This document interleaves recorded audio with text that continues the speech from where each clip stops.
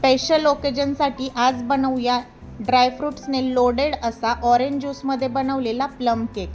चला तर पटकन रेसिपी बघून घेऊया.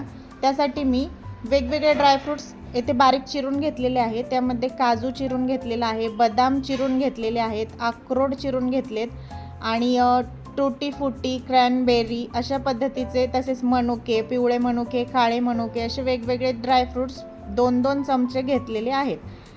हवे ते त्या प्रमाणात आपण घेऊ शकता. हे सुरीने बारीक चिरून घ्यायचे आहेत. आणि आता मी इथे 2 ऑरेंजेसचा रस काढून घेतलेला आहे. तर ह्या ऑरेंजच्या रसामध्ये आपल्याला हे सर्व ड्रायफ्रूट्स रात्रभर भिजत ठेवायचे आहेत. ऑथेंटिक प्लम केकमध्ये बऱ्याचदा हे ड्रायफ्रूट्स 15 दिवसापर्यंत बिअरमध्ये किंवा वाईनमध्ये भिजत ठेवतात आणि मग त्यापासून केक बनवतात. पण आपण आज ऑरेंजचा ज्यूस वापरणार आहोत आणि या ज्यूसमध्ये रात्रभर हे सर्व ड्रायफ्रूट्स भिजत ठेवणार आहोत.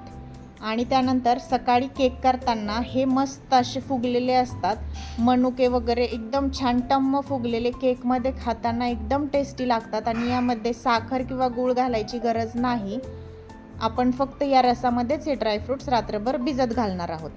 आणि नेहमीच्या केकमध्ये जसं आपण पिठी साखर किंवा साखर वापरतो त्याऐवजी इथे एक दुसरी ट्रिक वापरलेली आहे, ज्याने टेस्ट एकदम नेक्स्ट लेवल होते. त्यासाठी शुगर कॅरमल तयार करून घ्यायचं आहे. तर मी एका पॅनमध्ये 1 कप भरून साखर टाकलेली आहे आणि ती साखर आपण मेल्ट करून घ्यायची आहे, म्हणजे त्याचं मस्त असं कॅरमल तयार होईल.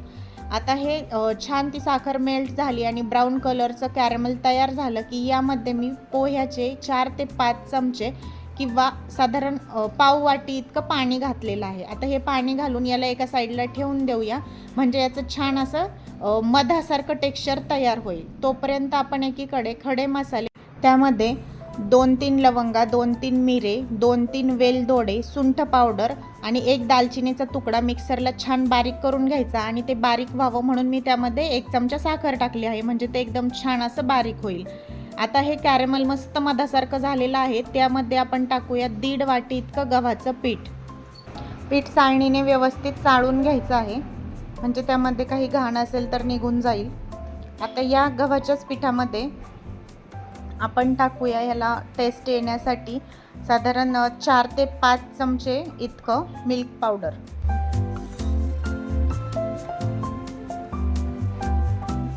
दोन चमचे व्हॅनिला इसेन्स मिक्स करून घ्यायचं आहे. आता यामध्ये मोठी एक पळी जी असते आपली तेलाची, तेवढी भरून मी तेल यामध्ये टाकलेलं आहे. तुम्ही येथे तूप किंवा बटरही मेल्ट करून टाकू शकता. आता 1 कप भरून दूध घेतलं आहे. आता लागेल तसं थोडं थोडं टाकत मिक्स करत हे दूध यामध्ये टाकून घ्यायचं आहे. आता हा केक करताना आपल्याला बॅटर खूप सैलसर करायचं नाही किंवा रिबन कन्सिस्टन्सीचं तर अजिबात करायचं नाही आहे, कारण आता आपल्याला यामध्ये टाकायचं आहे हे सोक केलेले ड्रायफ्रूट्स. त्यामध्ये ऑरेंजचा रस असल्यामुळे त्यानेही थोडंसं हे सैलसर होणार आहे. आणि जास्त पातळ केलं तर सर्व ड्रायफ्रूट्स केकच्या तळाशी जाऊन बसतील, त्यामुळे बॅटर थोडंसं घट्टच असतं प्लम केकचं. मग आता यामध्ये आपण हे सर्व ड्रायफ्रूट्स टाकून घेऊ. गरज असेल तर वरतून थोडंसं दूध किंवा पाणी टाकायचं आहे, नाहीतर थोडंसं घट्टसरच हे पीठ असं आपल्याला तयार करून घ्यायचं आहे किंवा हे बॅटर आपल्याला तयार करायचं आहे. आता यामध्ये कॅरमलची जी आहे ती एकदम सुंदर टेस्ट, ऑरेंज ज्यूसची टेस्ट आणि ह्या सर्व ड्रायफ्रूट्सनी सोक केलेलं ज्यूस आणि त्याची आलेली वेगळीच टेस्ट, असा फ्लेवरफुल प्लम केक एकदम रिच टेस्टचा होतो. कधीतरी वेगळं करून बघायचं असेल तर हा केक तुम्ही नक्की ट्राय करा.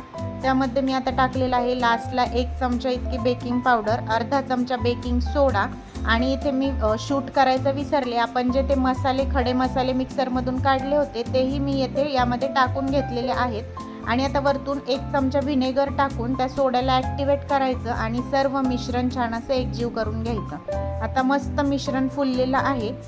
केक टीन तयार आहे, त्यामध्ये हे सर्व मिश्रण टाकून घेऊ. आणि हे करेपर्यंत मी एकीकडे कुकरमध्ये मस्त वाळू गरम करून घेतलेली होती. तुम्ही कढईमध्येही कढई प्रीहीट करून घेऊ शकता. त्यासाठी कढई गरम करायची, त्यावर झाकण ठेवायचं, एक 5 ते 10 मिनटं गॅस चालू ठेवायचा, म्हणजे कढई छान प्रीहीट होते. आता वरतून मी काही ड्रायफ्रूट्स तसेच टाकत आहे. मी आता इथे पूर्ण न चिरता बदाम, काजू अशा पद्धतीने टाकून घेतलेलं आहे. तुम्हाला हवे त्या प्रमाणात कमी जास्त ड्रायफ्रूट्स करू शकता. आता हे पूर्ण घेतल्यामुळे फक्त एकच प्रॉब्लेम येतो की चिरताना ते मध्ये मध्ये येतात, पण ठीक आहे, चवीला आणि दिसायला तर अप्रतिम होतात. आता आपण काय करूया, गरम झालेला आहे आपला वाळू छान तापलेली आहे, कुकर मस्त प्रीहीट झालेला आहे. त्यामध्ये आता हा केक टीन ठेवू आणि साधारण अर्ध्या तासामध्ये एकदम मस्त केक बेक झाला होता. ही जी टूथपिक आहे ती एकदम क्लीन निघाली की केक बेक झाला असं समजावं. आणि एकदम मस्त टेक्स्चरचा आणि एकदम अप्रतिम चवीचा प्लम केक तयार झालेला आहे. तर रेसिपी आवडली असेल तर चॅनलला नेहमीप्रमाणे फॉलो, सबस्क्राईब केलं नसेल तर करून टाका आणि लाईक करायला विसरू नका. तुम्हीही हा केक घरी नक्की ट्राय करा. आणि तुम्ही कुठल्या राज्यातून माझी रेसिपी बघताय मला एकदा नक्की सांगा, म्हणजे कुठल्या कुठल्या राज्यामध्ये माझा व्हिडिओ पोहोचला आहे हेही मला समजेल. आतमध्ये अतिशय सॉफ्ट स्पॉन्जी केक झालेला आहे आणि एकदम टेस्टी, घरच्या साहित्यात आणि सर्व फ्रेश वापरल्यामुळे फ्रेश ज्यूस आणि ड्रायफ्रूट्स टेस्ट एकदम नेक्स्ट लेवल होती. धन्यवाद.